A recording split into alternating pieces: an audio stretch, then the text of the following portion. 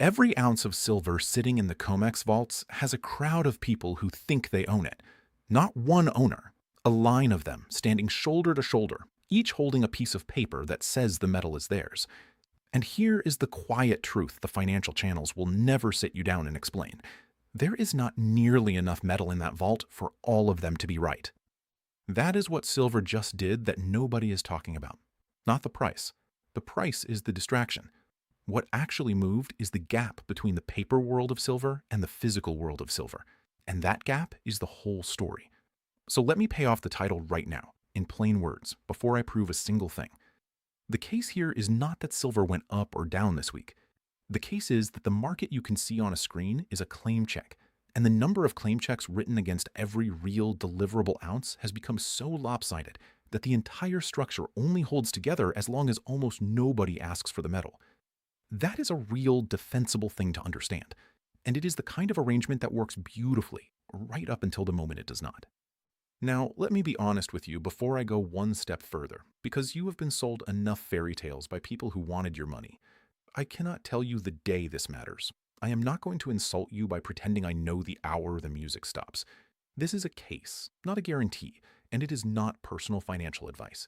But in my years around the gold and silver world, I have watched this exact kind of setup form more than once, and I have seen how it tends to resolve. It does not resolve gently. It resolves all at once. So let me walk you through how this machine actually works, because once you see it, you cannot unsee it. When you buy silver on the futures exchange, you are not, in that moment, buying silver. You are buying a promise, a contract. The system is built on the comfortable assumption that the overwhelming majority of those promises will never be turned into actual bars. People roll their contracts forward, they take the cash difference, they trade the paper back and forth like a game of hot potato, and the physical metal in the vault barely moves. For decades, that assumption has held, because for decades, almost nobody insisted on the real thing. And here is the number that should stop you cold, though I will give it to you the honest way, as a shape rather than a false decimal. The pile of metal that the exchange actually classifies as available for delivery, the registered stock, is small. And the mountain of paper claims that can be pointed at that small pile is enormous by comparison. We are not talking about a claim or two per ounce. We are talking about many paper ounces existing for every single ounce that is truly sitting there, ready to be handed over. Stack the promises against the metal, and the tower leans. That is not a conspiracy theory. That is just the arithmetic of the thing. And the exchange publishes the pieces of it in plain daylight. The trick they rely on is that you were never taught how to read it. Think about what that really means for a second, because it is the part they gloss right over. It means silver has two prices living inside one number. There is the price of the paper, which is set by traders who never intend to touch a bar in their lives. And underneath it, mostly hidden, is the price of the actual physical metal, the stuff you can hold, the stuff that gets consumed and never comes back. Most of the time, those two prices sit close together, and everyone pretends they are the same thing. They are not the same thing. And the moment the physical world and the paper world disagree loudly enough, the paper price is the one that has to move, because you cannot deliver a promise. You can only deliver metal. Now watch what happens when you look east, because this is where the abstract becomes real. In the Shanghai market, physical silver has been trading at a meaningful premium over the Western price. Not a rounding error, a real persistent gap, where the same ounce of metal is simply worth more over there than the paper says it is over here. And why does that gap not just close, the way a normal market would arbitrage it away in an afternoon? Because China has been choking off the pipes. There is a tax on the metal, and the export of physical silver has been funneled through a small circle of state-approved hands. The arbitrage that is supposed to snap the two prices back together has been clamped. So the gap sits there, wide open, screaming that somewhere in the world, the metal is worth more than the promise. In my experience, when a market that is supposed to close a gap instead lets it gape for months, that is not noise. That is a signal the plumbing is under stress. And here is the tell that separates a real move from a paper mirage. Look at gold at the very same time. Gold has been calm and orderly. In Shanghai, the gold premium is a whisper, a few dollars, oscillating right around parity with the Western price. So the strain is not showing up everywhere. It is showing up specifically in silver. Gold is hoarded, carefully counted, locked in vaults and central bank reserves. Silver gets burned. It gets soldered into a circuit board, laid into a solar panel, dispersed into 10,000 devices that will never be taken apart to recover a few cents of metal. One of these two metals is being quietly used up, and it is the one with the mountain of paper claims stacked on top of a molehill of deliverable stock. Let me put a face on this, because arithmetic does not keep you up at night, but people do. I want you to think about a man. Call him a retired machinist, someone who spent his life making real things out of real metal. He is not a gambler. He is not chasing a moonshot. He did everything the responsible way. He built his savings, he paid his taxes, he listened to the nice voice on the financial tranny that told him silver was a barbarous relic, and he should stay in the paper markets like a sensible person. And that man has no idea that the paper he was told to trust is a claim standing in a very long line, against a vault that could never satisfy the whole line at once. He is not reckless, he is exposed, and nobody ever told him the difference. If any part of that man sounds like you, then this next part is for you specifically. Because here is what you actually stand to lose, and it is not abstract. If you are a retiree with your savings in the paper version of these markets, you own a promise that works perfectly in calm weather. And calm weather is exactly when nobody feels the need to check whether the promise can be honored. The danger is not that silver falls tomorrow. The danger is that on the day the physical world and the paper world finally disagree in earnest, the people holding paper discover that a claim is only as good as the metal behind it, and there was never enough metal behind it. That is the fear I want to name plainly, because I have sat with enough people trying to protect what they spent a lifetime building to know that the knot in your stomach is not irrational. It is information. So let me pause here and tell you the one practical thing a lot of people in exactly your position have quietly done about it. Central banks, the biggest and best informed buyers on the planet, have been accumulating physical gold at a record pace, 3 years running, roughly double the rate of the decade before. They are not doing that for fun. They are trading promises for metal that cannot be frozen, cannot be defaulted on, cannot be printed into oblivion. And here is the part almost nobody tells the ordinary saver. There is a perfectly legal, established way for you to do the very same thing inside the retirement account you already have. You can move a portion of that savings into physical gold or silver, real metal, without triggering taxes or penalties, using a structure called a self-directed precious metals retirement account. I put together a free guide that walks through exactly how that works. If you are watching this on your television, just scan the QR code on your screen. If you are on your phone or your computer, go to jeffreedguide.com. This is not just for insiders. If you have $100,000 or more in any retirement account, this is for you. Then come right back, because the next part is where this really gets strange. And it does get strange, because you would think a system this stretched would show its stress in wild, euphoric buying. It is not. That is the part that surprised even me. Both metals are sitting near record highs, and yet the speculative crowd is not piling in the way they always do at a top. The fast money in silver is actually being trimmed, not stacked. A top is a mania. A top is your neighbor who never owned metal in his life suddenly explaining it to you at a barbecue, the line around the block at the coin shop, the taxi driver with a hot tip. Look around. There is no mania.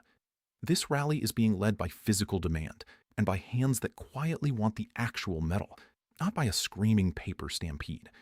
And a rally without euphoria is a very different animal than a rally built in froth. Froth burns off. Physical scarcity does not. Now let me show you why the paper price can lie to you for so long and how it snaps, because history is very clear on this, and the mechanism never really changes. There is a lever the exchanges can pull, and they have pulled it before. Back in 2011, when silver was running hard toward its old ceiling, the exchange raised the cost of holding a futures position, again and again in quick succession. Nothing about the metal changed.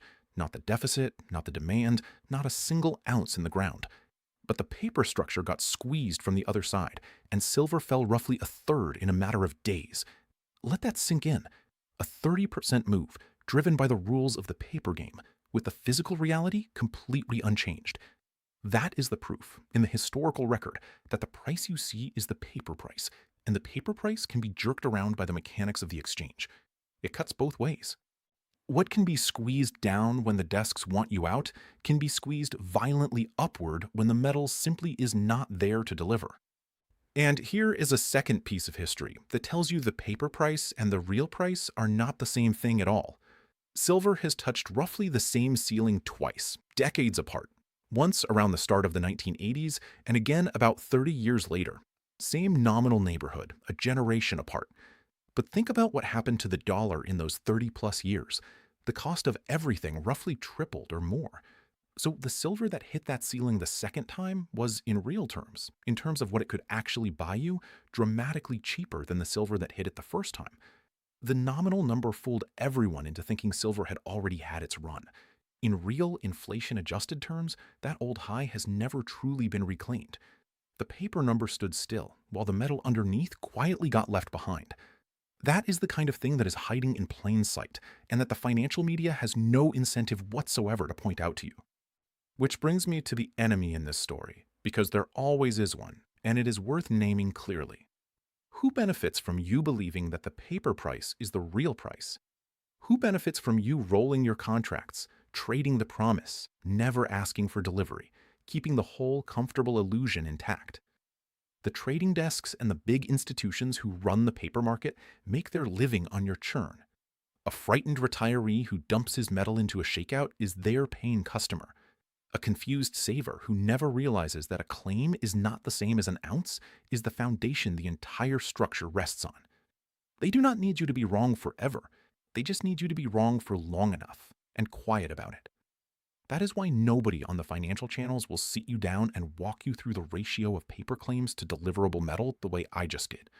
It is not that they do not know. It is that the knowing is not good for business. Now let me widen the lens, because silver does not float in a vacuum, and the structural picture underneath the paper is the strongest part of the whole case.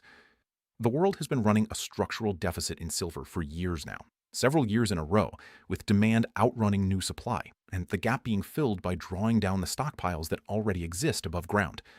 And the demand is not speculative fluff. It is industrial. Silver is the best conductor there is, which means it goes into solar panels, into electric vehicles, into the data centers feeding the artificial intelligence boom, into an ever-expanding web of electronics. Roughly 3/4 of all the silver that comes out of the ground comes out as a byproduct of mining other metals, which means you cannot simply flip a switch and produce more of it when the price rises. The supply is stubborn. It does not respond quickly. And here is the counterintuitive twist that makes the case stronger rather than weaker. Even as engineers get better at using less silver per solar panel, thrifting it down year after year, the total deficit keeps widening because the sheer number of panels and devices keeps exploding faster than the savings. The shortage is not going away. It is compounding. Put those two things together, and you see the trap the paper market has built for itself. On one side, a physical deficit, metal being consumed and dispersed and never recovered, drawn out of the above-ground float year after year. On the other side, a paper market with many claims stacked against every deliverable ounce, a market that only functions as long as nobody insists on the real thing. Now imagine the day when enough people do insist, when the physical premium in the East is not the exception, but the rule. When the holders of those paper promises look at the vault and do the arithmetic that I just did with you and realize the line is far longer than the supply. There is a name for what happens next, and I am not going to dress it up in a promised price. But you already understand it, because you understand a line that is too long for the room. Let me name the honest risk, because I will not do to you what the hype channels do. The paper market is powerful. The desks can pull that margin lever again and knock the price down hard, exactly as they did before. And if your position is sized wrong, a shakeout like that could scare you into selling at precisely the wrong moment.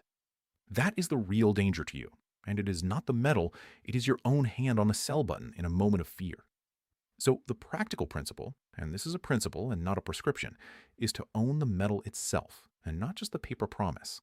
To size what you hold so that no shakeout can ever force you to sell, and to never, ever hand your silver to the desks at the bottom of a manufactured panic. Own the thing, not the claim on the thing. That single distinction is the entire lesson of everything I have shown you tonight. And here is where I need you to really listen, because this is the part almost nobody arrives at. The smart money already sees this. The central banks trading paper for metal already see it. The quiet hands accumulating physical silver while the speculators trim their bets already see it. The mainstream, the pension funds, the financial media, the nice voice that told our machinists to stay in paper, they have not caught on yet.